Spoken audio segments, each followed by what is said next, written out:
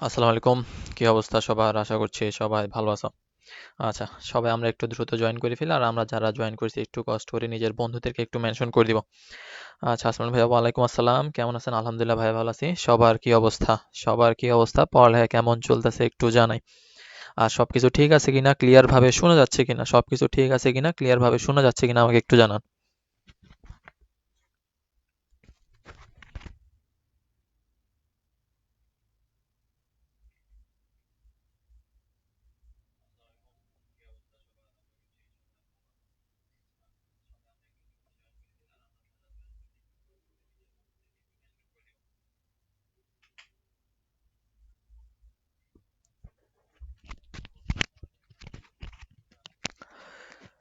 আচ্ছা, সবকিছু ক্লিয়ার আছে কিনা, সবকিছু ক্লিয়ার ভাবে শোনা যাচ্ছে কিনা, আর যারা জয়েন করছেন একটু কষ্ট করে বন্ধুদেরকে একটু মেনশন করে নিয়ে আসবেন।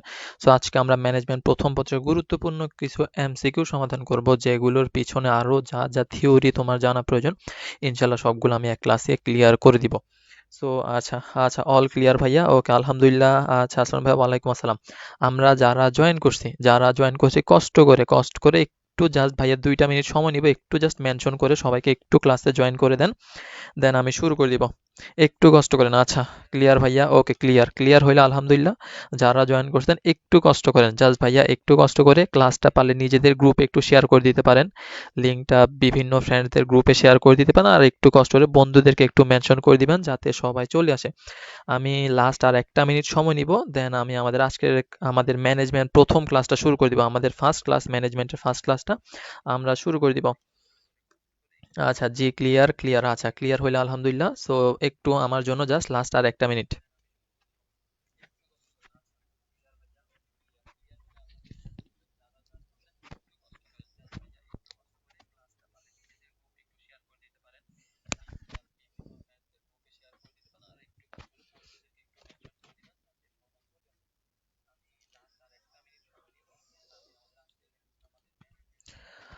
ওকে, ঠিক আছে। সো আমরা যারা জয়েন করছি এতটুকুই থাকুক, বাকিরা আস্তে আস্তে জয়েন করবে ইনশাল্লাহ। সো আসেন আমরা আমাদের আজকের কাঙ্ক্ষিত ক্লাসটা শুরু করে দিব। আমাদের ম্যানেজমেন্ট ক্লাস নাম্বার 1, যেটা হচ্ছে আমাদের প্রথম পত্রের উপর, এবং আমাদের 30 ডেজ যে চ্যালেঞ্জ কোর্সটা সেটার হচ্ছে চতুর্থ নাম্বার ক্লাস আজকে। সো 1 নাম্বার প্রশ্ন দ্বারা আমরা শুরু করতেছি। ওকে, আমাদের 1 নাম্বার প্রশ্ন চলে আসছে। সো অ্যান্সার করা শুরু করেন। বলছে সাবান তৈরি কোন প্রকারের শিল্প? সো শিল্প খুবই গুরুত্বপূর্ণ একটা টপিক। শিল্প খুবই গুরুত্বপূর্ণ একটা টপিক, এখান থেকে মাস্ট এমসিকিউ জিজ্ঞেস করবে। সো কোন কোন টপিক গুরুত্বপূর্ণ আমি এ টু জেড সব কিছু বলে দিব, সব কিছু একটু নোট করে রাখবেন, প্লাস পরীক্ষার আগে বলেন এখন থেকে পড়া শুরু করবেন। সো 1 নাম্বার প্রশ্ন সেটা হচ্ছে সাবান তৈরি কোন শিল্পের? 3 GB মারি দিছে, 3 GB। সো 1 নাম্বার প্রশ্ন সেটা হচ্ছে সাবান তৈরি কোন প্রকারের শিল্প? সাবান তৈরি কোন প্রকারের শিল্প? 1 নাম্বার প্রশ্ন। ওকে, আমাদের প্রথম প্রশ্নের অ্যান্সার দিছে তন্ময়, একের হবে সি নাম্বারটা। ওকে, বাকির অ্যান্সার করা শুরু করেন। সাবান তৈরি কোন প্রকারের শিল্প?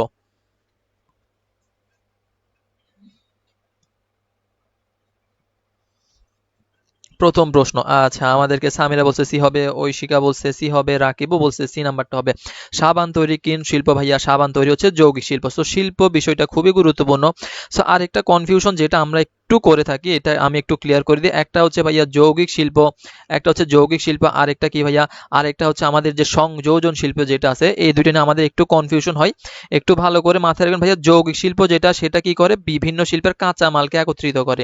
কি একত্রিত করে? কাঁচামালকে একত্রিত করে। আর সংযোজন শিল্প হচ্ছে অন্য শিল্পের তৈরি অংশ, অন্য শিল্পের তৈরি অংশগুলোকে কি করবে?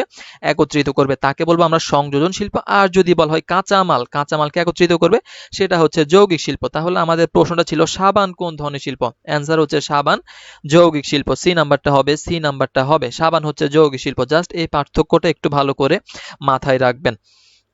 ওকে, 2 নাম্বার প্রশ্নে চলে আসি। 2 নাম্বার খুবই কমন একটা প্রশ্ন, একটু সঠিক অ্যান্সারটা দিবেন যে নিচের কোনটি ব্যবসায়ের সঠিক সমীকরণ? নিচের কোনটি ব্যবসায়ের সঠিক সমীকরণ? B is equal to summation T plus I plus AT, B is equal to summation I plus T plus AT, B is equal to summation AT minus I plus T, ইত্যাদি বিভিন্ন আমাদের সমীকরণ দিয়ে আছে। প্রশ্ন হচ্ছে নিচের কোনটি ব্যবসায়ের সঠিক সমীকরণ?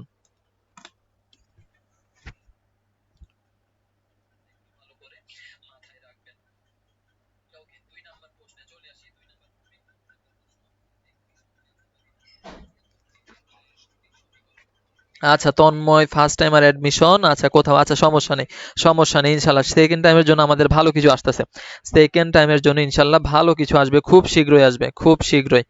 সো একটু এখন থেকে পড়াশোনা করেন, ইনশাল্লাহ ভালো কিছু হবে। আচ্ছা হাসান ভাইয়া, ওয়ালাইকুম আসসালাম, কেমন আছেন? আলহামদুলিল্লাহ ভাইয়া ভালো আছে। সো আসেন আমাদের 2 নম্বর প্রশ্ন, 2 নম্বর প্রশ্ন হচ্ছে নিচের কোনটি ব্যবসায়ের সঠিক সমীকরণ, নিচের কোনটি ব্যবসায়ের সঠিক সমীকরণ, B is equal to, answer কোনটা বলতেছেন, বি নাম্বারটা বলতেছেন, বি নাম্বারটা ব্যবসায়ের সঠিক সমীকরণ কোনটি? ব্যবসার সঠিক সমীকরণ আমরা প্রত্যেকে জানি, B is equal to summation I plus T plus এটি, টি প্লাস এটি। এখন আপনাকে আরেকটা প্রশ্ন জিজ্ঞেস করে, এটি এটার পুনরূপ কি হবে, দেখে আমাকে একটু বলেন তো। এটি, আই মানে ইন্ডাস্ট্রি, ট্রি মানে ট্রেড, এটা আমরা প্রত্যেকেই জানি। এখন ভাইয়া এটি এটার পূর্ণরূপ কি হবে, একটু আমাকে বলেন। এটি এর পূর্ণরূপ কি হবে, অথবা এটি দ্বারা কি বোঝানো হচ্ছে, এটি দ্বারা কি বোঝানো হচ্ছে?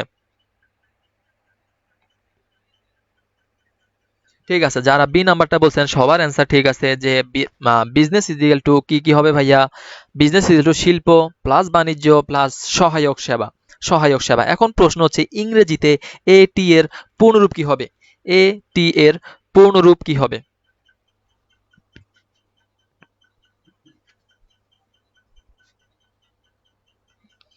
আচ্ছা আকাশ বলে দিছে অক্সিলারিজ টু ট্রেড, ওকে ঠিক আছে, ওকে সামিরা বলছে অক্সিলারিজ টু ট্রেড। ওকে, তাহলে একটু ভালো করে মাথায় রাখবেন, আপনাকে পরীক্ষার মধ্যে পুনরূপটাও জিজ্ঞেস করতে পারে। সো আমাদের সমীকরণ কোনটা, সমীকরণ নিজের আই প্লাস টি প্লাস এটি, এটি মানে আই মানে হচ্ছে ইন্ডাস্ট্রি, টি মানে হচ্ছে ট্রেড, এবং এটি মানে হচ্ছে ভাইয়া অক্সিলারিজ টু ট্রেড। ওকে ঠিক আছে, খুব ভালো। ওকে আসেন তাহলে আমরা 3 নম্বর প্রশ্নে চলে যাই, যেহেতু আমরা সঠিক অ্যান্সারটা পেয়ে গেছি।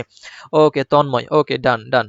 3 নম্বর প্রশ্ন, ব্যবসার মুখ্য উদ্দেশ্য কোনটি? মুখ্য উদ্দেশ্য, যেহেতু এইচএসসি পরীক্ষার জন্য, তো এইচএসসি তে নর্মাল প্রশ্নগুলো আমাদেরকে ইজিলি জিজ্ঞেস করবে। আচ্ছা অক্সিলারিজ টু ট্রেড, ঠিক আছে জান্নাত। ওকে নেক্সট প্রশ্ন হচ্ছে ভাইয়া ব্যবসার মুখ্য উদ্দেশ্য কোনটি? ব্যবসার মুখ্য উদ্দেশ্য কোনটি? সেটা হচ্ছে সম্পত্তি অর্জন করা, মানব সেবা, গ্রাহক সন্তুষ্টি, নাকি মুনাফা অর্জন করা?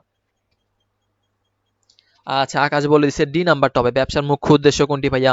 ব্যবসার মুখ্য উদ্দেশ্য হচ্ছে, ব্যবসার মুখ্য উদ্দেশ্য ডি নাম্বারটা হবে। সামিরা বলছে ডি নাম্বার, তন্ময় বলছে ডি নাম্বারটা। ওকে ব্যবসার মুখ্য উদ্দেশ্য কি? ব্যবসার মুখ্য উদ্দেশ্য হচ্ছে মুনাফা অর্জন করা। এটা আমাকে ক নাম্বার প্রশ্নেও জিজ্ঞেস করে, ক নাম্বার প্রশ্ন জিজ্ঞেস করে নিচের কোনটি ব্যবসার মুখ্য উদ্দেশ্য। তাহলে ব্যবসার মুখ্য উদ্দেশ্য ভাইয়া মুনাফা অর্জন করা। এখন আমরা জানি কি ভাইয়া, আমরা যারা জানি তো তারা জানি, যারা জানি না ভালো করে মাথায় রাখবেন যে এটা হচ্ছে ভাইয়া স্বল্প মেয়াদী, মুনাফা অর্জন হচ্ছে ভাইয়া স্বল্প মেয়াদী উদ্দেশ্য, মুনাফা অর্জন হচ্ছে ভাইয়া স্বল্প মেয়াদী উদ্দেশ্য। এখন আমি যদি আপনাকে বলি ব্যবসার দীর্ঘ মেয়াদী উদ্দেশ্য কোনটি, দেখে আমাকে অ্যান্সার করেন। ব্যবসার দীর্ঘ মেয়াদী উদ্দেশ্য কোনটি? মুনাফা অর্জন হচ্ছে ব্যবসার উদ্দেশ্য, ঠিক আছে, কিন্তু মুনাফা অর্জন হচ্ছে ব্যবসার স্বল্প মেয়াদী উদ্দেশ্য। এখন আপনাকে আমি প্রশ্ন করলাম ব্যবসার দীর্ঘ মেয়াদী উদ্দেশ্য কোনটি? ব্যবসার দীর্ঘ মেয়াদী উদ্দেশ্য কোনটি হবে, দেখি কে পারে।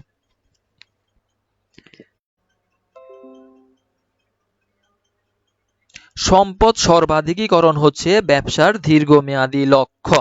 ওকে আকাশ আমাদেরকে যেটা বলছে সেটা হচ্ছে ভাইয়া সম্পদ সর্বাধিকীকরণ হচ্ছে ব্যবসায়ের দীর্ঘমেয়াদী লক্ষ্য। গ্রাহক সন্তুষ্টি, না না আদিবা যেটা বলছে সেটা না, গ্রাহক সন্তুষ্টি এখানে হবে না। গ্রাহক সন্তুষ্টি এগুলো হচ্ছে আপনি মার্কেটিং পড়লে তখন বলতে পারেন, কিন্তু ব্যবসার প্রথমত মুখ্য উদ্দেশ্য হচ্ছে ভাইয়া মুনাফা অর্জন। এখন এটা হচ্ছে ভাইয়া স্বল্প মেয়াদী উদ্দেশ্য। যদি বলা হয় ব্যবসার দীর্ঘমেয়াদী উদ্দেশ্য কোনটা, ভাইয়া দীর্ঘমেয়াদী উদ্দেশ্য হচ্ছে ভাইয়া সম্পদ সর্বাধিকীকরণ। সম্পদ কি করা? সর্বাধিক করা, সম্পদ সর্বাধিক করা। যে কয়জন বলতে পারছে, আকাশ বলছে, তন্ময় বলছে। আচ্ছা গ্রাহক সন্তুষ্টি অর্জন, না খোকনও গ্রাহক সন্তুষ্টি অর্জন হবে না। ব্যবসার মুখ্য উদ্দেশ্য মুনাফা অর্জন, এটা হচ্ছে স্বল্প মেয়াদী, কিন্তু দীর্ঘমেয়াদী উদ্দেশ্য হচ্ছে সম্পদ কি করা?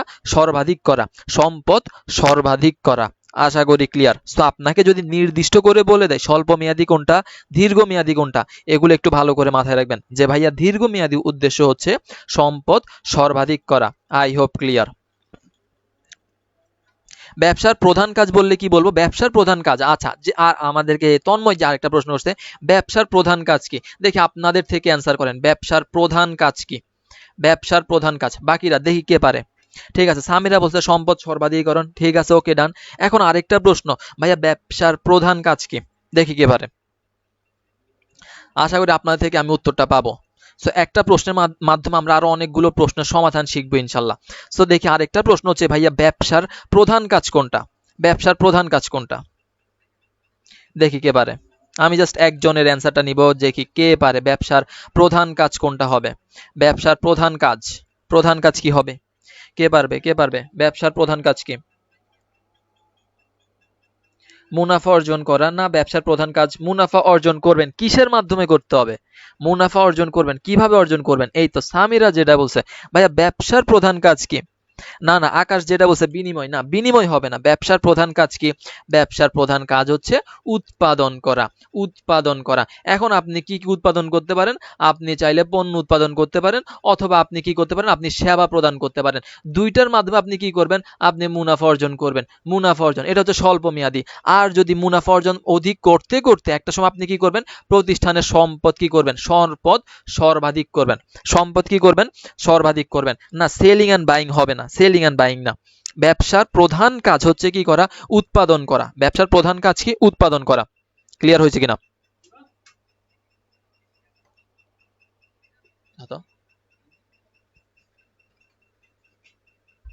ব্যবসার প্রধান কাজ কি ভাইয়া? ব্যবসার প্রধান কাজ হচ্ছে উৎপাদন করা। সবার ক্লিয়ার হয়েছে কিনা?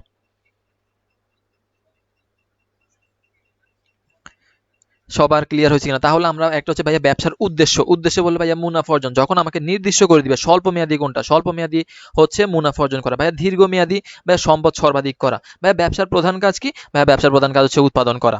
ব্যবসার প্রধান কাজ হচ্ছে উৎপাদন করা। তো এই প্রশ্নগুলো ভালো করে মাথায় রাখবেন। ওকে, ক্লিয়ার। নেক্সট প্রশ্নে চলে আসেন।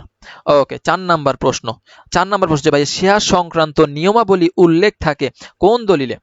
কোম্পানি থেকে প্রশ্ন করছে, শেয়ার সংক্রান্ত নিয়মাবলী উল্লেখ থাকে কোন দলিলে? এখান থেকে আমরা আরো কিছু বেসিক প্রশ্ন শিখব। আচ্ছা, জি ক্লিয়ার। ওকে, 4 নাম্বার প্রশ্নে চলে আসেন। দেখে আমাকে একটু বলেন, শেয়ার সংক্রান্ত নিয়মাবলী উল্লেখ থাকে কোন দলিলে? এবং একটু ভালো করে মাথায় রাখবেন ভাইয়া, কোম্পানি খুবই গুরুত্বপূর্ণ একটা অধ্যায়। কোম্পানি খুবই গুরুত্বপূর্ণ একটা অধ্যায়। এটা অ্যাডমিশন বলেন, এইচএসসি বলেন, এইচএসসিতে 5টা থেকে 6টা এমসিকিউ জাস্ট আপনি কোম্পানি থেকেই পাবেন। 5টা থেকে 6টা এমসিকিউ বা আরো বেশি পাওয়ার সম্ভাবনা। সো কোম্পানিটা একটু ভালো করে পড়ে যাবেন সবাই। এখন প্রশ্ন হচ্ছে ভাইয়া, শেয়ার সংক্রান্ত নিয়মাবলী উল্লেখ থাকে কোন দলিলে? কোন দলিলে? আচ্ছা, আকাশ বলছে বি নাম্বারটা, সামিরা বলছে বি নাম্বারটা। আচ্ছা, বিবি কুলসুম বলছে বি নাম্বারটা। আচ্ছা, বি নাম্বারটা কি ভাইয়া? বি নাম্বারটা হচ্ছে বিবরণ পত্র। আচ্ছা, ঐশিতা বলছে এ নাম্বারটা। না, এ নাম্বারটা হবে না, নিবন্ধন পত্র হবে না, নিবন্ধন পত্র হবে না। আমার শেয়ার সংক্রান্ত নিয়মাবলী উল্লেখ থাকা কোথায়? সেটা হচ্ছে বিবরণ পত্রে। শেয়ার সংক্রান্ত নিয়মাবলী উল্লেখ থাকবে কোথায়? খোকন বলছে এ নাম্বারটা। না, এ নাম্বারটা হবে না, অ্যান্সার হবে বিবরণ পত্র। কারণ বিবরণ পত্রে আমরা কি দিব? আমরা শেয়ার সংক্রান্ত বিষয়গুলো উল্লেখ করব, দেন সেটা আমরা কি করব? সেটা আমরা শেয়ার বাজারে কি করব? শেয়ার বাজারে প্রদান করব। যে আমার শেয়ার ক্রয় করলে আমার শেয়ারের মূল্য এটা, শেয়ার ক্রয় করলে এই সুবিধা সেই সুবিধা, সবকিছু আমরা কোথায় প্রদান করব? আমরা আমরা আচ্ছা, কোম্পানি অধ্যায়টা তেমন পারি না, বাট এটা খুবই গুরুত্বপূর্ণ, এটা একটু ভালো করে পড়তে হবে। তাহলে ভাইয়া শেয়ার সংক্রান্ত নিয়মাবলী কোথায় উল্লেখ থাকবে ভাইয়া? বিবরণ পত্রে উল্লেখ থাকবে। বিবরণ পত্রে উল্লেখ থাকবে। এখন প্রশ্ন হচ্ছে ভাইয়া, কখন কখন বিবরণ পত্র প্রকাশ করা হয়? দেখি কে পারে। কখন বিবরণ পত্র কি করা হয়? কখন বিবরণ পত্র প্রকাশ করা হয়? প্রকাশ করা হয়, দেখি একটু বলেন তো। অর্থাৎ আপনি কোথায় ছাড়বেন? বাজারে ছাড়বেন। কখন কখন ছাড়তে পারবেন? দেখি আমাকে একটু বলেন, কখন বিবরণ পত্র প্রকাশ করা হয়? তাহলে 4 নাম্বার প্রশ্ন একটু ভালো করে মাথায় রাখবেন যে ভাইয়া, শেয়ার সংক্রান্ত নিয়মাবলী উল্লেখ থাকবে কোথায়? সেটা হচ্ছে বিবরণ পত্রে। সেটা হচ্ছে বিবরণ পত্রে। এখন আরেকটা প্রশ্ন, সেটা হচ্ছে কখন বিবরণ পত্র প্রকাশ করা হয়? কখন বিবরণ পত্র প্রকাশ করা হয়? সেই প্রশ্নগুলো খুবই গুরুত্বপূর্ণ, এগুলো একটু ভালো করে ইন ডিটেলস একটু ভালোভাবে ক্লিয়ার করে রাখতে হবে। কখন বিবরণ পত্র প্রকাশ করা হয়? ওকে, না পারলে আমি বলে দিচ্ছি, না পারলে আমি বলছি। প্রথমত ভাইয়া, কখন বিবরণ পত্র প্রকাশ করা হয়? সেটা হচ্ছে ভাইয়া বাজারে শেয়ার ইস্যুর পূর্বে। শেয়ার ইস্যুর পূর্বে, বাজারে শেয়ার ইস্যুর পূর্বে আমরা কি ছাড়বো? আমরা বিবরণ পত্র বাজারে প্রদান করব। এখন অপশনে যদি থাকে শেয়ার ইস্যুর পূর্বে, অ্যান্সার করা যেতে পারে। আরেকটা অপশন থাকতে পারে, সেটা হচ্ছে কি নিবন্ধনের পরে। কিসের পরে? নিবন্ধনের পরে। তাহলে দুইটা অ্যান্সার আমরা করতে পারি, একটা হচ্ছে শেয়ার ইস্যুর পূর্বে, আর একটা হচ্ছে নিবন্ধনের পূর্বে। হ্যাঁ, কোম্পানি নিবন্ধিত হলে, ঠিক আছে, বি কুলসুম যেটা বলছে নিবন্ধিত হলে, অর্থাৎ নিবন্ধনের পরে চাইলে আপনি ইস্যু করতে পারেন, অথবা এটাকে আরেকটা যেটা অপশন থাকে সেটা হচ্ছে শেয়ার ইস্যুর পূর্বে, অর্থাৎ শেয়ার ইস্যুর পূর্বে অথবা নিবন্ধনের পর আমরা কি করি, বিবরণপত্র বাজার ইস্যু করি। ভাইয়া বিবরণপত্রে কি থাকে ভাইয়া? বিবরণপত্রে থাকে ভাইয়া শেয়ার সংক্রান্ত নিয়মাবলী, শেয়ার সংক্রান্ত নিয়মাবলী। বলেন সবার ক্লিয়ার হয়েছে কিনা, সবার ক্লিয়ার হয়েছে কিনা, সবার ক্লিয়ার হয়েছে কিনা? বিবরণপত্র সংক্রান্ত জাস্ট এই ছোটখাটো বিষয়গুলো সবার ক্লিয়ার হয়েছে কিনা?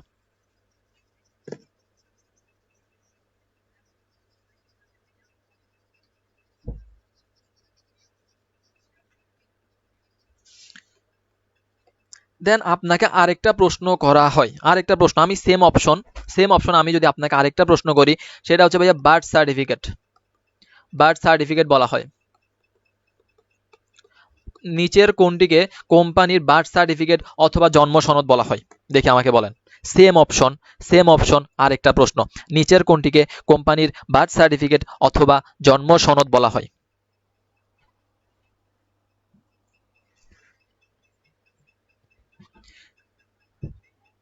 বার্থ সার্টিফিকেট বলা হয় নিবন্ধন পত্রকে। ঠিক আছে, আকাশ অ্যান্সার করে দিছে।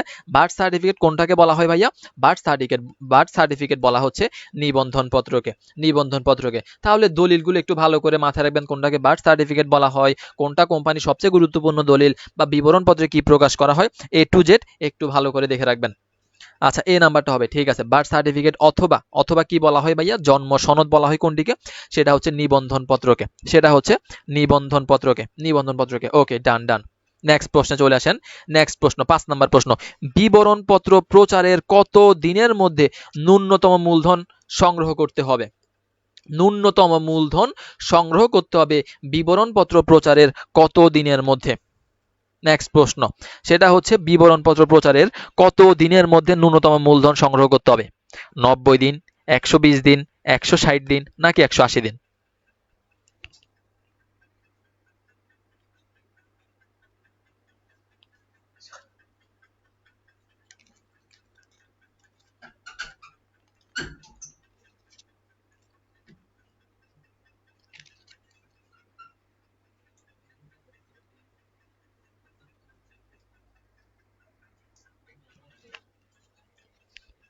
বিবরণপত্র প্রচারের কত দিনের মধ্যে ন্যূনতম মূলধন সংগ্রহ করতে হবে?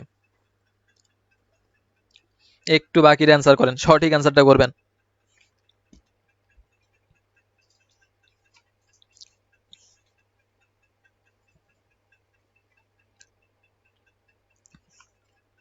কত নাম্বারটা হবে?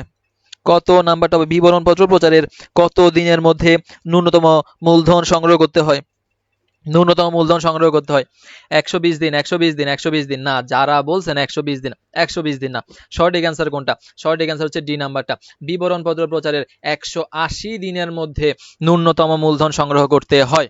যারা 120 দিন বলছেন আপনাদের অ্যান্সার হয় নাই, অ্যান্সার হবে কত?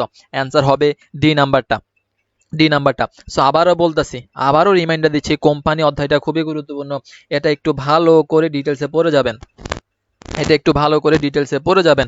সো এই প্রশ্নটা মাথায় রাখেন, সেটা হচ্ছে বিবরণপত্র প্রচারের কতদিনের মধ্যে ন্যূনতম মূলধন সংগ্রহ করতে হবে? সেটা হচ্ছে 180 দিনের মধ্যে, 180 দিনের মধ্যে। নেক্সট প্রশ্ন, হোল্ডিং কোম্পানির সাবসিডিয়ারি কোম্পানির ন্যূনতম কত ভাগ শেয়ারের মালিক থাকে? এটা তো আশা করি সবাই পারবেন। হোল্ডিং কোম্পানি সাবসিডিয়ারি কোম্পানির কত ভাগ শেয়ারের মালিক থাকে?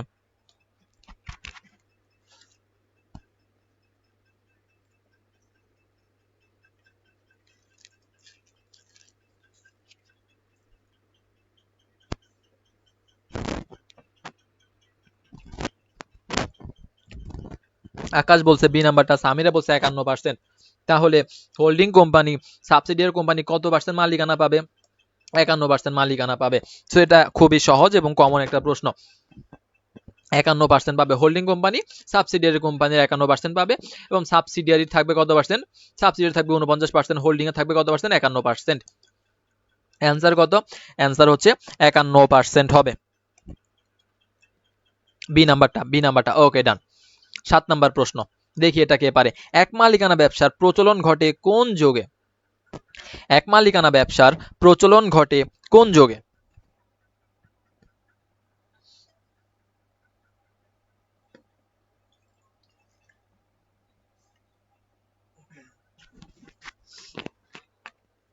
এক মালিকানা ব্যবসার প্রচলন ঘটে কোন যুগে? প্রাচীন যুগ, মধ্যযুগ, আধুনিক যুগ, নাকি কোনোটিই নয়? 7 নাম্বারটা। আকাশ বলছে এ নাম্বারটা। ওকে, দেখা যাক।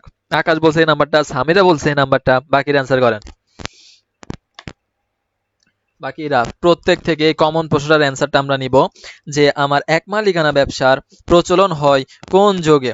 ওকে, ঐশিতা বলছে এ নাম্বারটা, প্রাচীন যুগ। প্রাচীন যুগ। ওকে, বাকিরা বাকিরা ওকে, বিবি কুলসুম বলছে এ নাম্বারটা। আচ্ছা, সবাই বলতেছে এ নাম্বারটা, সবাই এ নাম্বারটা বলতেছে। এখন ভাইয়া প্রশ্ন হচ্ছে এক মালিকানা ব্যবসা, এক মালিকানা ব্যবসা প্রচলন হয় কোন যুগে?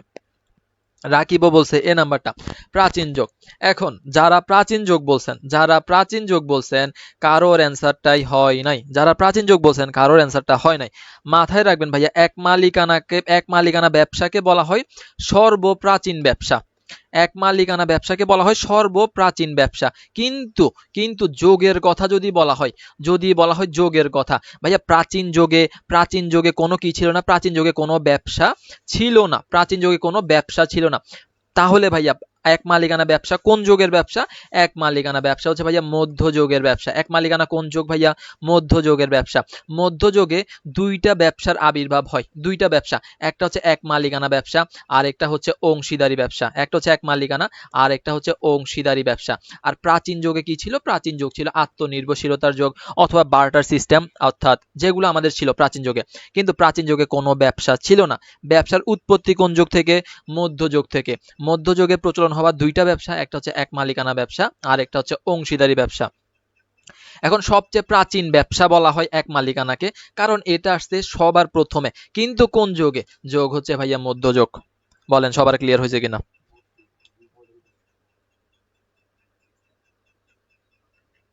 সবার ক্লিয়ার হয়েছে কিনা? সো প্রাচীন ব্যবসা, কিন্তু এটা যোগটা কিন্তু প্রাচীন না, যোগটা হচ্ছে মধ্য। কিন্তু আমরা প্রাচীন ব্যবসার সাথে প্রাচীন যোগটা আমরা কি করে ফেলি? একসাথে মিলাই ফেলি। সো ভুলটা হচ্ছে আমাদের এই জায়গায়। মাথায় রাখতে হয় যে ভাইয়া প্রাচীন যুগে কোনো প্রকার ব্যবসা ছিল না, তখন ছিল আত্মনির্ভরশীলতার যুগ। আত্মনির্ভরশীলতার যুগ। আর ব্যবসার প্রচলন কোন যুগ থেকে ভাইয়া? মধ্যযুগ থেকে। মধ্যযুগে কয়টা ব্যবসা ছিল ভাইয়া? দুইটা ব্যবসা ছিল। একটা হচ্ছে এক মালিকানা ব্যবসা, আর একটা হচ্ছে অংশীদারি ব্যবসা। এছাড়া কোম্পানি, সমবায়, রাষ্ট্রীয় যত প্রকার ব্যবসা, সবগুলোর প্রচলন কখন? আধুনিক যুগে। সবার ক্লিয়ার হয়েছে কিনা? সবার ক্লিয়ার হয়েছে কিনা? ওকে, ক্লিয়ার। তাহলে ভালো করে মাথায় রাখবেন। ওকে, নেক্সট প্রশ্ন উপযোগ থেকে 8 নাম্বার প্রশ্ন। শিল্প কোন ধরনের উপযোগ সৃষ্টি করে? সো উপযোগ একটু বেশি গুরুত্বপূর্ণ, উপযোগ একটু বেশি গুরুত্বপূর্ণ। এখান থেকে আপনি অবশ্যই একটা সিকিউ প্রশ্ন পাবেন, আর একটা এমসিকিউ প্রশ্ন পাবেন। ওকে, ক্লিয়ার। এখন নেক্সট প্রশ্ন, সেটা হচ্ছে ভাইয়া শিল্প কোন ধরনের উপযোগ সৃষ্টি করে? শিল্প কোন ধরনের উপযোগ সৃষ্টি করে?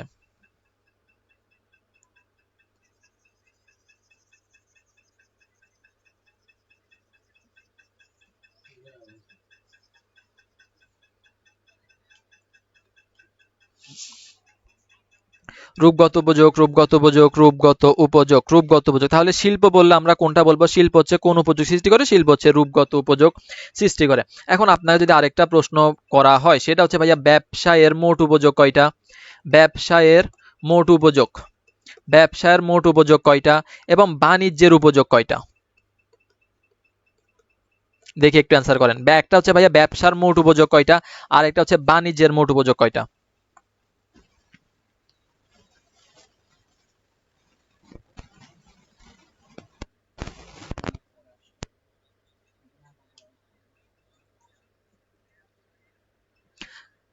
আচ্ছা, নেট অনেক ঝামেলা করতেছে। আচ্ছা, তাহলে একটু রিফ্রেশ দিয়ে দেখেন, নেট ঠিক হয়ে যাবে ইনশাল্লাহ।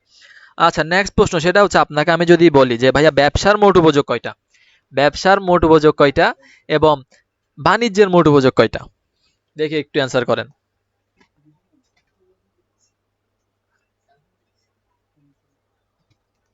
এটা পারবেন? প্রথমত শিল্পের উপযোগ কয়টা, শিল্পে কোন উপযোগ সৃষ্টি করে, সেটা হচ্ছে ভাইয়া শিল্পের রূপগত উপযোগ সৃষ্টি করে। ঠিক আছে, সবার অ্যান্সারটা। এখন পরবর্তী প্রশ্ন আমি জিজ্ঞেস করলাম ভাইয়া ব্যবসার মোট উপযোগ কয়টা, বাণিজ্যের মোট উপযোগ কয়টা? কারোর কোনো অ্যান্সার নাই, কারোর কোনো অ্যান্সার নাই। ভাইয়া মাথায় রাখবেন, ভাইয়া ব্যবসার মোট উপযোগ কয়টা? ব্যবসার উপযোগ একটি না, ব্যবসার উপযোগ একটি না। ব্যবসার উপযোগ কয়টি ভাইয়া? ভাইয়া ব্যবসার উপযোগ হচ্ছে 60টি, ব্যবসার উপযোগ 60টি। বাণিজ্যের উপযোগ কয়টি? বাণিজ্যের উপযোগ 6টি। এখন ভাইয়া মাথায় রাখেন আরেকটা জিনিস একটু খেয়াল করেন, ভাইয়া ব্যবসা মানে কি? বাণিজ্যের 6টি, ব্যবসার হচ্ছে 60টি, ব্যবসার হচ্ছে 60টি। এখন ভাইয়া ব্যবসা 60টি কিভাবে হয়? ব্যবসা 60টি কিভাবে হয়? ব্যবসা মানে কি ভাইয়া? ব্যবসা মানে কি ভাইয়া? ব্যবসা মানে হচ্ছে শিল্প। ব্যবসা মানে কি ভাইয়া? শিল্প প্লাস বাণিজ্য। এখন ভাইয়া শিল্প সৃষ্টি করে কয়টা উপযোগ? একটা উপযোগ। বাণিজ্য সৃষ্টি করে কয়টা? 6টা। ভাইয়া শিল্প সৃষ্টি করে রূপগত উপযোগ, বাণিজ্য পরিবহন, গুদামজাতকরণ, স্থানগত অনেকগুলো। সো ওভারঅল বাণিজ্য কয়টা? 6টা। আর ব্যবসা মানে কি? শিল্প প্লাস বাণিজ্য, একসাথে টোটাল কয়টা? 60টা উপযোগ। একসাথে টোটাল কয়টা? একসাথে হচ্ছে টোটাল 60টা উপযোগ। তাহলে ব্যবসার উপযোগ হচ্ছে 60টা, বাণিজ্যের হচ্ছে 6টা। আর শিল্প আলাদাভাবে বললে, শিল্প আলাদাভাবে জাস্ট একটা উপযোগ সৃষ্টি করে, সেটা হচ্ছে রূপগত উপযোগ। ক্লিয়ার ভাইয়া?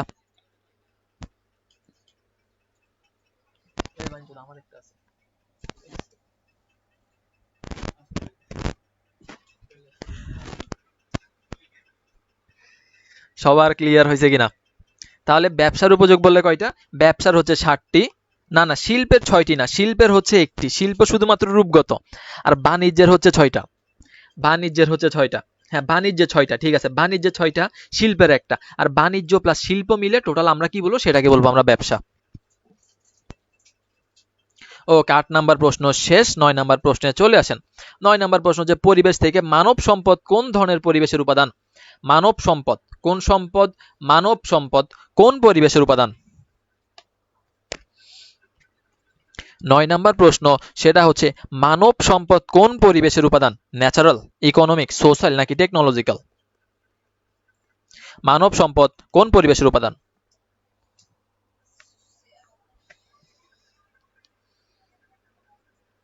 আচ্ছা, আকাশ বলছে বি নাম্বারটা, বাকিরা অ্যান্সার করেন।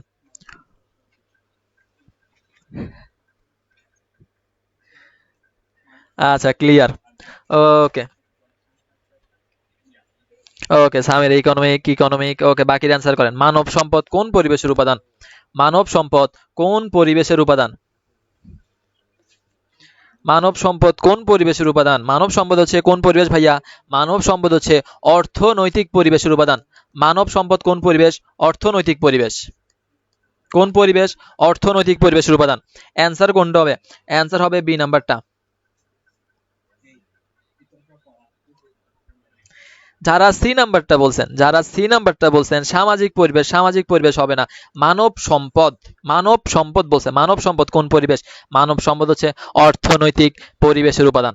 মানব সম্পদ কোন পরিবেশ? অর্থনৈতিক পরিবেশের উপাদান। সো পরিবেশটাও ভালো করে পড়ে যাবেন, ভালো করে। ওকে, 10 নাম্বার প্রশ্নে চলে আসেন। সেটা হচ্ছে নামমাত্র অংশীদার কারবারে কোনটি বিনিয়োগ করে? নামমাত্র অংশীদার কারবারে কোনটি বিনিয়োগ করে? যোগ্যতা, দক্ষতা, মূলধন নাকি সুনাম? নামমাত্র অংশীদার, আচ্ছা জনসংখ্যা হলে সামাজিক পরিবেশের উপাদান। ঠিক আছে, আকাশ যেটা বলছে জনসম্পদ, আর একটা হচ্ছে মানব সম্পদ। সো একটু ভালো করে মাথায় রাখবেন। এখন নেক্সট প্রশ্ন হচ্ছে ভাইয়া নামমাত্র অংশীদার কারবারে কোনটি বিনিয়োগ করে?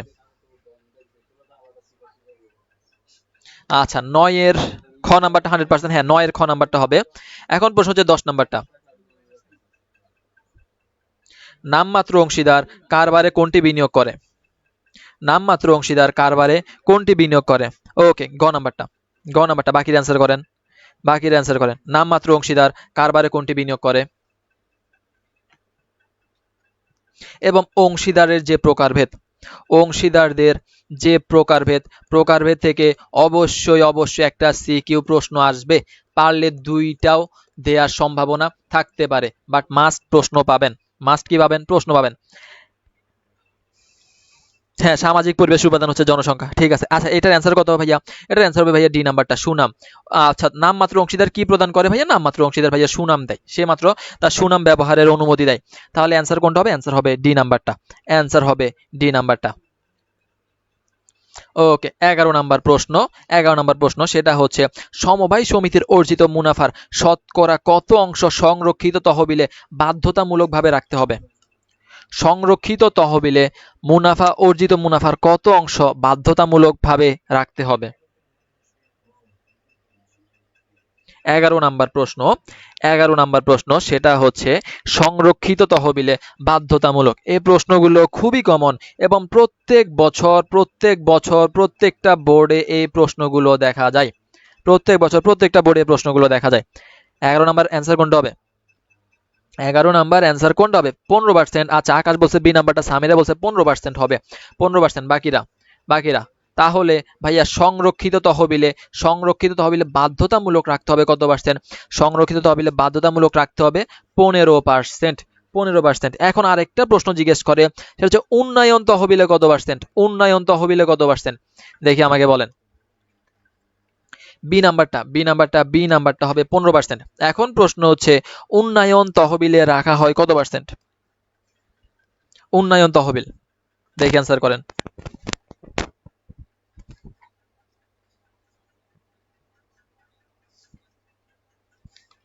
উন্নয়ন তহবিলে রাখা হবে কত পার্সেন্ট? আচ্ছা, উন্নয়ন তহবিলে কত পার্সেন্ট? 3%।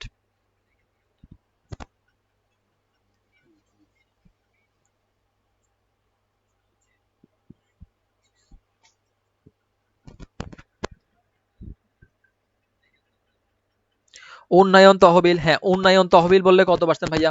উন্নয়ন তহবিল বললে হচ্ছে ভাইয়া 3%। উন্নয়ন তহবিলে 3%। তাহলে সংরক্ষিত তহবিলে 15%, উন্নয়ন তহবিলে 3%। এখন আরেকটা প্রশ্ন যদি আপনাকে বলা হয় ঋণ তহবিলে কত পার্সেন্ট? ঋণ তহবিলে কত পার্সেন্ট? ওকে, 15%। একটু ভালো করে মাথায় রাখবেন ভাইয়া, এগুলো এমসিকিউ তো অবশ্যই আসবে। সেটা হচ্ছে ভাইয়া সংরক্ষিত তহবিলে 15%, উন্নয়ন তহবিলে 3%। এখন প্রশ্ন হচ্ছে ভাইয়া ঋণ তহবিলে কত পার্সেন্ট? ঋণ তহবিলে কত পার্সেন্ট? এটা কে পারবেন? ঠিক আছে, সামিরা বলে দিছে। ঋণ তহবিলে কত পার্সেন্ট ভাইয়া? ঋণ তহবিলে হচ্ছে ভাইয়া 10%। ঋণ তহবিলে কত পার্সেন্ট? ঋণ তহবিলে আকাশও বলছে 10%। সো এগুলো একটু ভালো করে মাথায় রাখবেন। যে ভাইয়া সংরক্ষিত তহবিলে 15%, উন্নয়ন তহবিলে 3%, ঋণ তহবিলে 10%। ওকে, নেক্সট প্রশ্নে চলে আসেন। 12 নম্বর প্রশ্ন সেটা হচ্ছে বিআরডিবি নিম্নের কোন শহরে অবস্থিত? বিআরডিবি নিম্নের কোন শহরে অবস্থিত? অনেকে ভুল করবেন, একেবারে শিওর থাকেন। 12 নম্বর প্রশ্ন সেটা হচ্ছে বিআরডিবি নিম্নের কোন শহরে অবস্থিত? বগুড়া, কুমিল্লা, ঢাকা, রাজশাহী।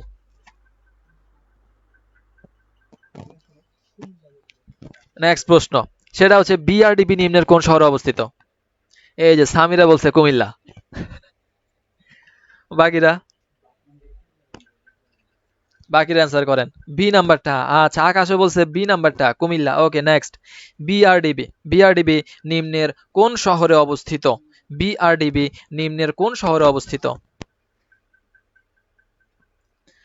আনকমন কেউ বলবেন? বাকিরা অ্যান্সার করেন, দ্রুত অ্যান্সার করেন। এই দুজনই সবার আগে অ্যান্সার করে, বাকিদের অবস্থা কেন? সেটা হচ্ছে ওকে, খোকনও বলছে বি নাম্বারটা কুমিল্লা। এরপর বাকিরা অ্যান্সার করেন। বিআরডিবি কি বলছে ভাইয়া? বিআরডিবি রাকিবও বলছে বি নাম্বারটা 1959 সালে আক্তার হামিদ খান প্রতিষ্ঠা করে। আচ্ছা আকাশ, একটু ধৈর্য ধরেন। এখন ভাইয়া প্রশ্ন কি বলছে ভাইয়া? বিআরডিবি আরেকটা কি ওয়ার্ড আছে? আরেকটা আছে ভাইয়া বার্ড। একটু দেখেন তো ভাইয়া আপনাকে কোন প্রশ্নটা জিজ্ঞেস করছে? ভাইয়া একটা হচ্ছে বিআরডিবি, আর একটা হচ্ছে ভাইয়া BARD, Bangladesh agriculture rural development. আর একটা হচ্ছে BRDB, Bangladesh rural development board. আপনাকে বলছে বিআরডিবি। ভাইয়া বিআরডিবি কুমিল্লায় না, বিআরডিবি হচ্ছে ভাইয়া ঢাকায়। বিআরডিবি কোথায়? বিআরডিবি হচ্ছে ঢাকায়। আর বার্ড বললে কোনটা বলবেন? ভাইয়া বার্ড হচ্ছে কুমিল্লায়।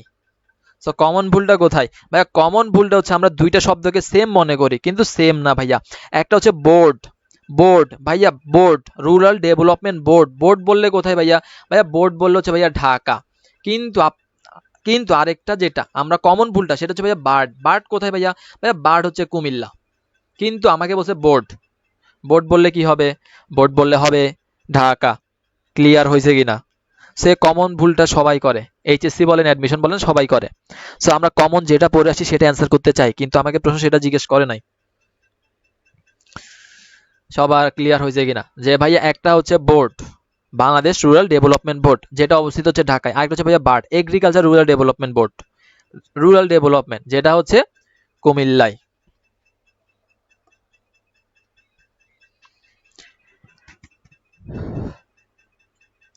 নেক্সট প্রশ্নে চলে আসেন, সেটা হচ্ছে 13 নম্বর প্রশ্ন, সমবায় সমিতি গঠনে কমপক্ষে কতজন সদস্য প্রয়োজন?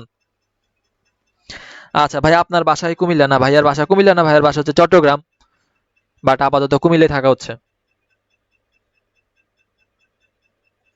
নেক্সট প্রশ্ন 13 নম্বর প্রশ্ন, সেটা হচ্ছে সমবায় সমিতি গঠনে কমপক্ষে কতজন সদস্য প্রয়োজন? কমপক্ষে কতজন সদস্য প্রয়োজন? কমপক্ষে কতজন সদস্য প্রয়োজন? সেটা হচ্ছে 20 জন। সেটা হচ্ছে 20 জন। কতজন ভাইয়া? 20 জন। সর্বনিম্ন কতজন? 2 থেকে 20 জন। প্রাথমিক সমবায় সমিতির ক্ষেত্রে সদস্য সংখ্যা কতজন প্রয়োজন? 2 থেকে 20 জন। সদস্যগুলো ভালো করে দেখে যাবেন, সদস্য থেকে অবশ্যই প্রশ্ন পাবেন, সদস্য থেকে প্রশ্ন জিজ্ঞেস করবে আপনাকে। সেটা বোঝানোর কিছু নাই, সদস্য সংখ্যা আমরা প্রত্যেকে জানি। অ্যান্সার হবে সি নাম্বারটা, 20 জন। ওকে, এখন দেখি ভাইয়া এটা অ্যান্সার করেন তো, এটা একটু অ্যান্সার করেন, প্রশ্ন ভালো করে খেয়াল করবেন। 14 নাম্বার প্রশ্ন, সমবায় আন্দোলনের জনককে। 14 নাম্বার প্রশ্ন, প্রশ্ন আগে ভালো করে পড়বেন, দেন অ্যান্সার করবেন। সেটা হচ্ছে সমবায় আন্দোলনের জনককে? Akter Hamid Khan, Robert when, doctor Yunus, নাকি হেনরি ফ্যাওয়েল?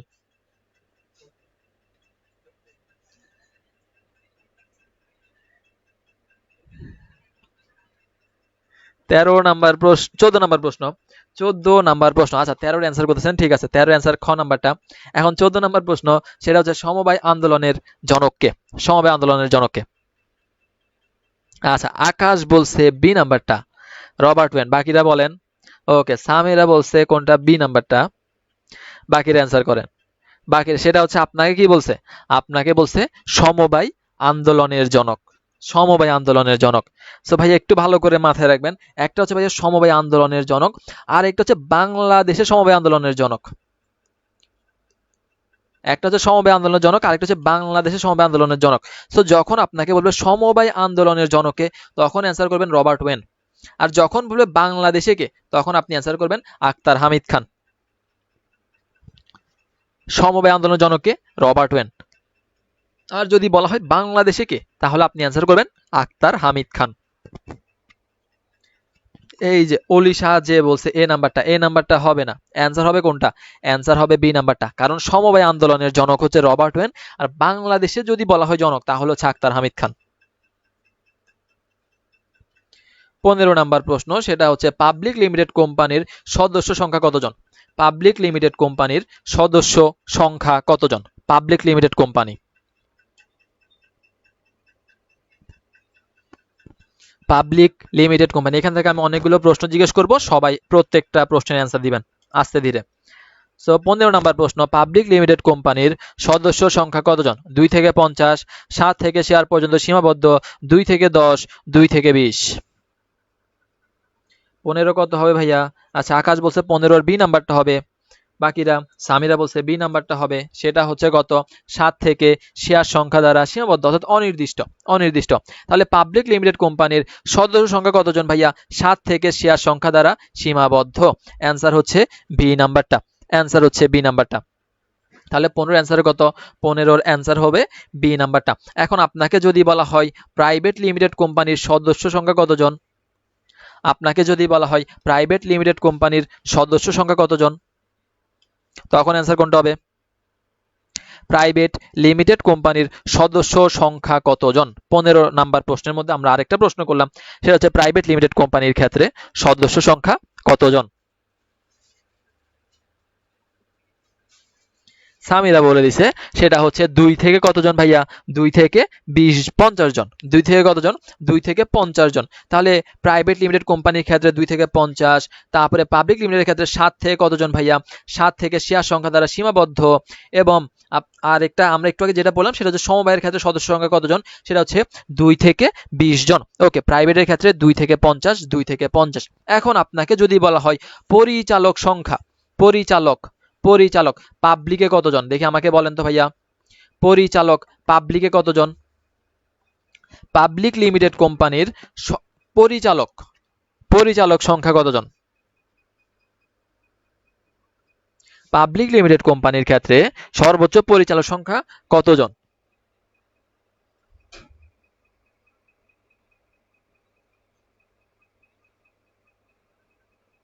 পাবলিকে 3 জন। ওকে, সামিরা বলছে পাবলিকে 3 জন হবে, পাবলিক লিমিটেডের ক্ষেত্রে 3 জন। আচ্ছা, প্রাইভেটটা কতজন হবে?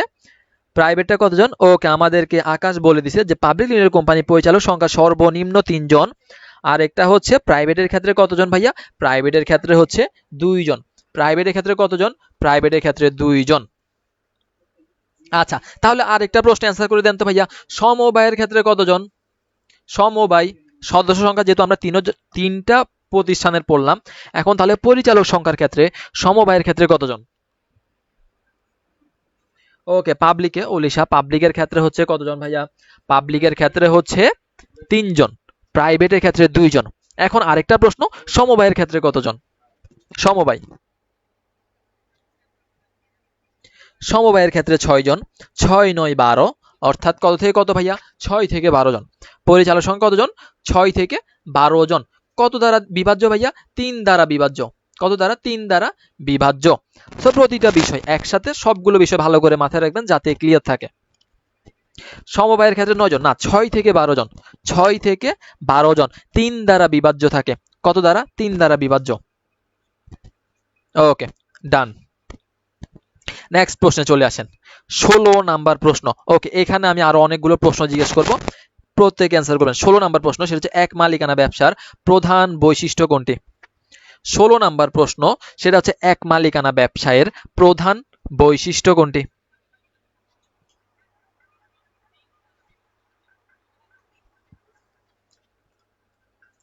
ষোলো নাম্বার প্রশ্ন, এক মালিকানা ব্যবসার প্রধান বৈশিষ্ট্য কোনটি? আকাশ বলছে বি নাম্বারটা। ওকে, দেখা যাক বাকিরা। তিনটা বিষয় এক মালিকানা থেকে। একটু আগে এক মালিকানার কিছু ডিটেলস পড়লাম যে ভাইয়া এক মালিকানা কোন যোগের ভাইয়া? ভাইয়া এক মালিকানা মধ্যযোগ। এক মালিকানা কোন যোগ? মধ্যযোগ। এখন হচ্ছে এক মালিকানার প্রধান বৈশিষ্ট্য। প্রধান বৈশিষ্ট্য, প্রধান সুবিধা, প্রধান সুবিধা, প্রধান অসুবিধা, সবগুলো পড়বো। কি হবে? বি নাম্বারটা, সি নাম্বারটা, বি নাম্বারটা, সি নাম্বারটা। বাকি অ্যান্সার করেন। আচ্ছা, অনেকে বলছে বি নাম্বারটা, আবার অনেকে বলছে 16 এর সি নাম্বারটা হবে।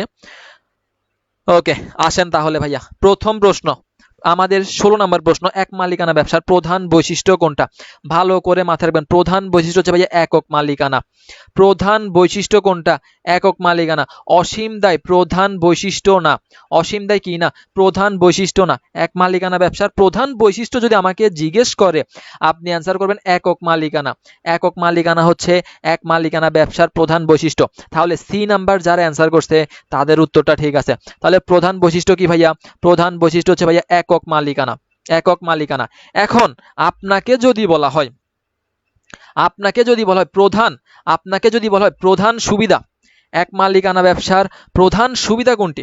প্রধান সুবিধা, আচ্ছা আমাদেরকে আয়ান অ্যান্সার করে দিছে যে ভাইয়া প্রধান সুবিধা হচ্ছে সহজ গঠন প্রণালী। এমসিকিউ করাবো 20টা, কিন্তু এমসিকিউ 20টার পিছনে আমাদের প্রায় আরো 20টার মতো শিখা হয়ে যাচ্ছে। এমসিকিউ টোটাল প্রশ্ন প্রেজেন্টেশন হবে 20টা, বাট 20টার পিছনে আমরা আরো অনেকগুলো প্রশ্ন শিখতেছি। তাহলে ভাইয়া প্রধান সুবিধা কোনটা ভাইয়া? প্রধান সুবিধা হচ্ছে ভাইয়া গঠন প্রণালী। প্রধান সুবিধা কোনটা ভাইয়া? প্রধান সুবিধা হচ্ছে এক মালিকানা ব্যবসার গঠন প্রণালী।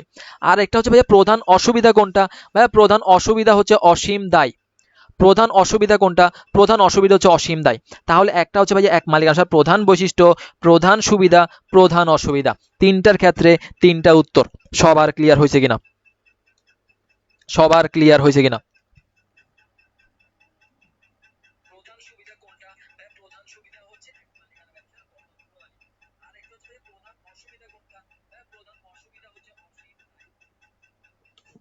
সবার ক্লিয়ার হয়েছে কিনা যে ভাই এক মালিকানা ব্যবসার প্রধান বৈশিষ্ট্য, প্রধান সুবিধা, প্রধান অসুবিধা। এবং এক মালিকানা ব্যবসার উৎপত্তি কোন যুগে ভাইয়া? উৎপত্তি হচ্ছে ভাইয়া মধ্যযুগে। উৎপত্তি কোন যুগে? মধ্যযুগে। এবং আর একটা কমন প্রশ্ন, সেটা হচ্ছে ভাইয়া কোন লাইসেন্সের প্রয়োজন হয়?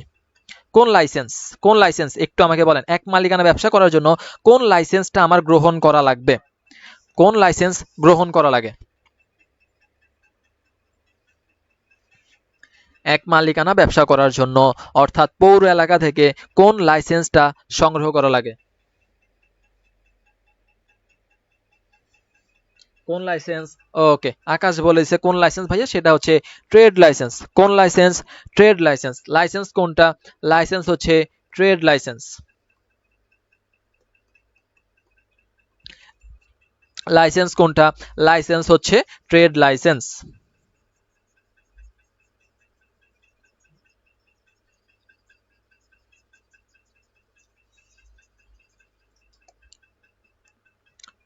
ওকে, ট্রেড লাইসেন্স, ট্রেড লাইসেন্স। আচ্ছা, এখন আপনাকে যদি বলা হয় আরেকটা প্রশ্ন, ভাই এক মালিকানা ব্যবসা আইন কত সালের?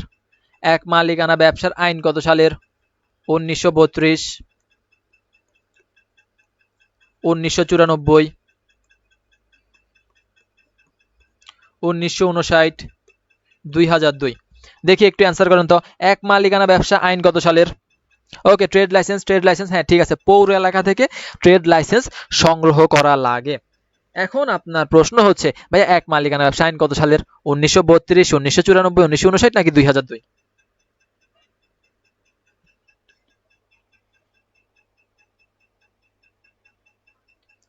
এক মালিকানা ব্যবসা, এক মালিকানা কোম্পানির কোনো কি নেই, স্পেসিফিক কোনো কি নেই, আইন নেই। আয়ান বলছে আইন নেই, আকাশ বলছে আইন নেই, বাকিরা। এক মালিকানা ব্যবসা আইন কত সালের? এক মালিকানা ব্যবসা আইন কত সালের? এক মালিকানা ব্যবসা প্রতিষ্ঠানের কোনো কি নেই ভাইয়া? এক মালিকানা ব্যবসা প্রতিষ্ঠানের কোনো আইন নেই। এক মালিকানা ব্যবসা প্রতিষ্ঠানের কোনো আইন নেই। আপনাকে এক মালিকানা ব্যবসা থেকে যা প্রশ্ন করার এগুলো আপনাকে জিজ্ঞেস করবে। এই যে একজনে বলে দিছে, একজনে বলে দিছে কত সাল? 1959 সাল। এক মালিকানা ব্যবসার কোনো কি নেই, এক মালিকানা ব্যবসার কোনো আইন নেই। ভালো করে মাথায় রাখবেন। ওকে, 17 নাম্বার প্রশ্নে চলে আসেন। 17 নাম্বার প্রশ্ন, সেটা হচ্ছে ভাইয়া সিএসআর এর পুনরূপ কি হবে? আচ্ছা, 1959 সাল হয়তো না, 1959 না, এক মালিকানা ব্যবসার কোনো আইন নেই। এক মালিকানা ব্যবসার কি নেই? কোনো আইন নেই। 1900, এই যে আপনাদেরকে অপশন দিয়েছে, আপনারা অ্যান্সার করা শুরু করছেন। আপনাকে মাথায় রাখতে হবে এক মালিকানা ব্যবসার কোনো প্রকারের কোনো কি নেই, আইন নেই। এখন প্রশ্ন হচ্ছে ভাইয়া সিএসআর এর পূর্ণরূপ কি হবে? সিএসআর, সিএসআর এর পূর্ণরূপ কি হবে? আচ্ছা, আয়ান বলে দিছে 17 এর কত হবে? 17 এর এ নাম্বারটা হবে। সিএসআর এর পূর্ণরূপ কি হবে? এ নাম্বারটা। আকাশও বলছে কত? এ নাম্বারটা হবে সিএসআর। সিএসআর এর পূর্ণরূপ কি হবে? Corporate social responsibility. Corporate social responsibility. 17 কত হবে? 17 অ্যান্সার হবে এ নাম্বারটা।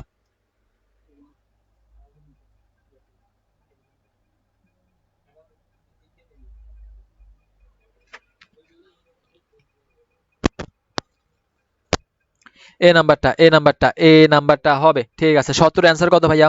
17 এর অ্যান্সার হচ্ছে কর্পোরেট সোশ্যাল রেসপন্সিবিলিটি, যেটা কিসের পুনরূপ?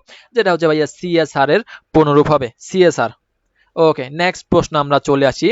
18 নম্বর প্রশ্ন ভাইয়া, বার্ষিক সাধারণ সভার ক্ষেত্রে নোটিশ দিতে হয় কত দিন পূর্বে?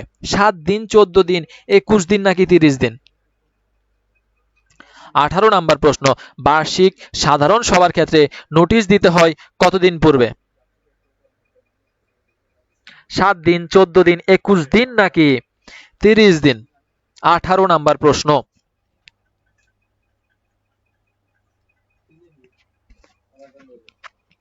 আচ্ছা, সামিরা বলছে 21 দিন পূর্বে, বাকিরা?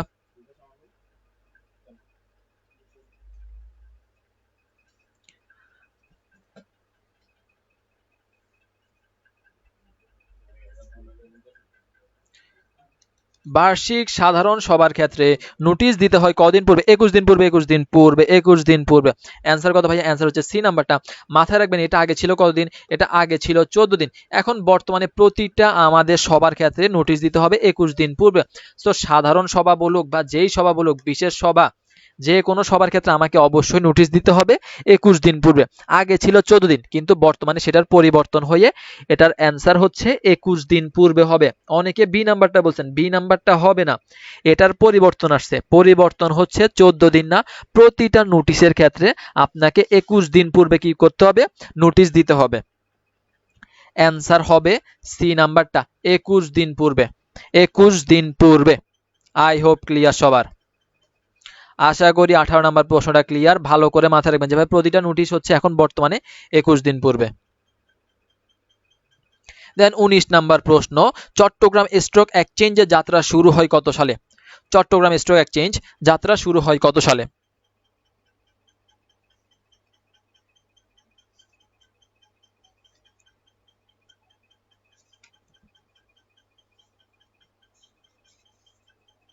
নেক্সট প্রশ্ন সেটা হচ্ছে ভাইয়া চট্টগ্রাম স্টক এক্সচেঞ্জ যাত্রা শুরু করে কত সালে? চট্টগ্রাম স্টক এক্সচেঞ্জ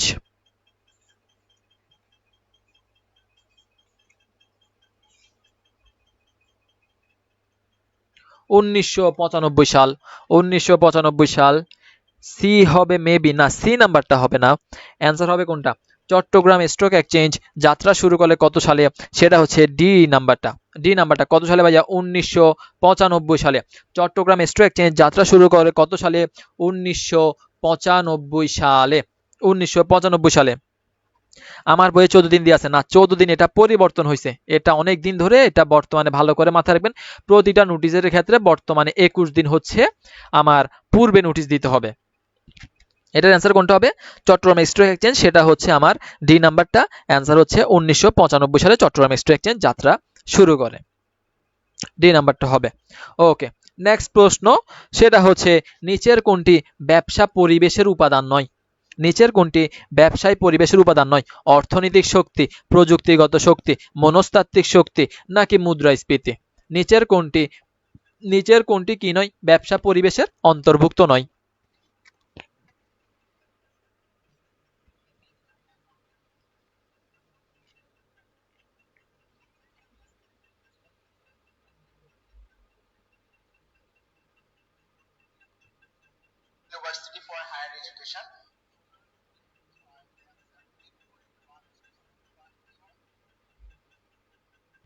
কি হবে কি হবে কি হবে? 20 নাম্বারটা, 20 নাম্বারটা, 20 নাম্বারটা কি বলছেন?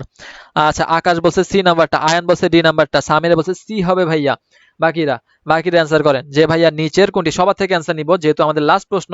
প্রত্যেকে অ্যান্সার করেন, প্রত্যেকে অ্যান্সার করেন। এবং এটা কিসের প্রশ্ন ভাইয়া? এটা হচ্ছে ঢাকা ভার্সিটির প্রশ্ন। ঢাকা ছাড়া এটা অন্যান্য বিশ্ববিদ্যালয়ে আসছে, এটা অন্যান্য বিশ্ববিদ্যালয়েও আমাদের প্রশ্নটা দেখা গেছে। সেটা হচ্ছে আমার নিচের কোনটি ব্যবসা পরিবেশের উপাদান নয়? তার মানে অর্থনৈতিক শক্তি ব্যবসা পরিবেশের উপাদান, প্রযুক্তিগত শক্তি ব্যবসা পরিবেশের উপাদান, এবং আমাদের যে সমস্যা সেটা হচ্ছে ভাইয়া মুদ্রাস্ফীতি, এবং আরেকটা হচ্ছে কি, একটা হচ্ছে মনস্তাত্ত্বিক শক্তি আর একটা হচ্ছে মুদ্রাস্ফীতি। অ্যান্সার কোনটা হবে? অ্যান্সার হবে ভাইয়া সি নাম্বারটা, মনস্তাত্ত্বিক শক্তি ব্যবসা পরিবেশের উপাদান নয়। কিন্তু ভাইয়া মুদ্রাস্ফীতি কোন পরিবেশ ভাইয়া? ভাইয়া মুদ্রাস্ফীতি হচ্ছে ভাইয়া অর্থনৈতিক পরিবেশের উপাদান। মুদ্রাস্ফীতি কোন পরিবেশ? অর্থনৈতিক পরিবেশের উপাদান। তাহলে মুদ্রাস্ফীতিও কি পড়বে? ব্যবসা পরিবেশের একটা উপাদানের মধ্যে পড়বে। কিন্তু মনস্তাত্ত্বিক শক্তি কি নয় ভাইয়া? উপাদান নয়। মনস্তাত্ত্বিক শক্তি কি নয়? উপাদান নয়। অ্যান্সার হবে কোনটা? সি নাম্বারটা। বলেন সবার ক্লিয়ার হয়েছে কিনা? সো 20টা প্রশ্ন আমরা প্রেজেন্ট করি, কিন্তু 20টার পিছনে আমরা আরো 20 থেকে 25টার মতো প্রশ্ন আমরা ক্লিয়ার করি। সো ওভারঅল সবগুলো সবার ক্লিয়ার হয়েছে কিনা? সো এভাবে ধারাবাহিকভাবে যদি আপনি ক্লাসগুলো সম্পূর্ণ করেন, আপনার এমসিকিউ নিয়ে আর কোনো সমস্যা হবে না। বলেন সবার ক্লিয়ার হয়েছে কিনা? আচ্ছা রাকিব ভাই, আপনার ক্লাসগুলো করে অনেক উপকার হলো, আপনার ক্লাসগুলো ভালো লাগলো। আচ্ছা আলহামদুলিল্লাহ, ভাইয়ের জন্য দোয়া করবেন, ভাইয়ের জন্য দোয়া করবেন। আর আপনাদের কাছে জাস্ট একটাই যেটা চাওয়া, সেটা হচ্ছে একটু ক্লাসের মধ্যে বন্ধুদেরকে মেনশন করে নিয়ে আসবেন। আমাদের আজকে 4th number class, 4th number class, তো এই সেই শুরু থেকে আপনারা যারা ক্লাস করেন আপনারাই আছেন। এছাড়া নতুন ভাবে আমাদের সাথে এখনো কেউ যোগ হয় নাই, সো আপনারা একটু চেষ্টা করবেন আপনাদের ফ্রেন্ডদেরকে নিয়ে আসার জন্য। আচ্ছা জি ভাইয়া, আলহামদুলিল্লাহ ক্লিয়ার। প্রতিদিন যদি একটা করে এক্সাম নিতেন তাহলে ভালো হতো। ভাই প্রতিদিন আসলে এক্সাম নেওয়া সম্ভব হয় না, কারণ আমাদেরকে এই যে আপনার পরবর্তী দিন আবার ক্লাস থাকবে, আবার আপনাদের ক্লাসের জন্য আমাকে স্লাইড বানাইতে হবে, এছাড়া আমার নিজের পড়াশোনা, ওভারঅল সবকিছু মেনটেন করেই নেওয়া হয় আর কি। আচ্ছা জি ভাইয়া, আলহামদুলিল্লাহ ক্লিয়ার, আলহামদুলিল্লাহ ক্লিয়ার। আচ্ছা, আরেকটা প্রশ্ন সেটা হচ্ছে ভাইয়া হিসাব বিজ্ঞানের ক্ষেত্রে, যেহেতু আমি আমার যেদিন মেসেঞ্জার গ্রুপ আমাদের যেটা, সেখানে আমি একটু জিজ্ঞাসা করছিলাম যে ভাইয়া ব্যাংক সমন্বয় বিবরণীর উপর আপনাদেরকে সিকিউ ক্লাস লাগবে কিনা, আমাকে একটু জানান তো। ব্যাংক সমন্বয় বিবরণীর উপর, ব্যাংক রিকনসিলিয়েশন স্টেটমেন্টের উপর আপনাদের সিকিউ এর ক্লাস লাগবে কিনা, কারণ আপনাদের অনেকেরই বেসিক এখনো ক্লিয়ার না। সো আজকে জাস্ট একজন একটা প্রশ্ন করলো, সো ওকে ব্যাখ্যা দেওয়ার পরে সে বসে এরকম ব্যাখ্যা পাওয়ার পরে তার কাছে ব্যাপারটা ক্লিয়ার হয়েছে। সো আপনারা যদি চান এমসিকিউ এর পাশাপাশি সিকিউ গুলা ধরে ধরে ইনশাল্লাহ ক্লিয়ার করে দিব। আচ্ছা, জি লাগবে লাগবে, বাকিদের লাগবে কিনা? সো জাস্ট আমাদের যেটা সেটা হচ্ছে আমাদের 30 ডেজ চ্যালেঞ্জের আমাদের আজকে 4র্থ দিনের ক্লাস শেষ। সো প্রত্যেকদিন আমরা নতুন কিছু শিখতেছি, অতিরিক্ত কিছু আমরা শিখছি। সো এগুলো যদি আমরা ধরে রাখি ইনশাল্লাহ বাকিদের তুলনায় নিজের অবশ্যই ভালো করতে পারবো। ভাই একটা সিকিউ ক্লাস নিলে ভালো হতো। জি ভাইয়া লাগবে। ঠিক আছে, তাহলে আমি ক্লাস নেব ইনশাল্লাহ। আমি খুব শীঘ্রই জানাই দিব ব্যাংক সমন্বয় বিবরণীর উপর ক্লাস হবে ইনশাল্লাহ। সো ক্লাসটা করলে আপনার আর কোনো সমস্যা হবে না। একক উভয়ের ব্যাপারগুলো আপনাদেরকে ধরে ধরে ক্লিয়ার করে দিব। কারণ আপনারা যে ম্যাথগুলো একটা খাতায় করেন অ্যাডমিশনের জন্য সেটা জাস্ট একটা এমসিকিউ প্রশ্ন আপনাদের এই ম্যাথ এগুলো। সো তাদেরকে যেভাবে ক্লিয়ার করে দেওয়া হয় আপনাদেরকে যদি সেভাবে ধরে ধরে ক্লিয়ার করে দেওয়া হয় আপনাদের এই বিষয়গুলো আর ঝামেলা লাগবে না। সো ইনশাল্লাহ ভাইয়া আসি, ইনশাল্লাহ ক্লাস নিব। আগামীকাল আবারও ক্লাস হবে ইনশাল্লাহ। সো রেগুলার ক্লাস করবেন, আর যারা ক্লাস করতেছেন শুরু থেকেই জাস্ট একটু কষ্ট করে বন্ধুদেরকে নিয়ে আসবেন। আমাদের একটু অডিয়েন্সটা তো বাড়ানো লাগবে, অডিয়েন্সটা একটু বাড়াবেন, বাকিদেরকে জানিয়ে দিবেন। সো এতটুকুই, আজকের ক্লাসটা এতটুকুই। আর যাদের পিডিএফ লাগবে আমি গ্রুপে পিডিএফটা দিয়ে দিব। গ্রুপে যারা জয়েন নেই তারা আমাকে মেসেজ দিয়ে গ্রুপে জয়েন হয়ে নেবেন। আমি পিডিএফ দিব, এগুলো নিয়মিত পড়বেন, মাথায় রাখবেন, আর অতিরিক্ত তথ্যগুলো ভালো করে মাথায় রাখবেন। ইনশাল্লাহ পরীক্ষায় ভালো কিছু হবে। ওকে, সো এতটুকু। ভালো থাকেন, সুস্থ থাকেন, পরবর্তী ক্লাসে দেখা হবে। আসসালামু আলাইকুম।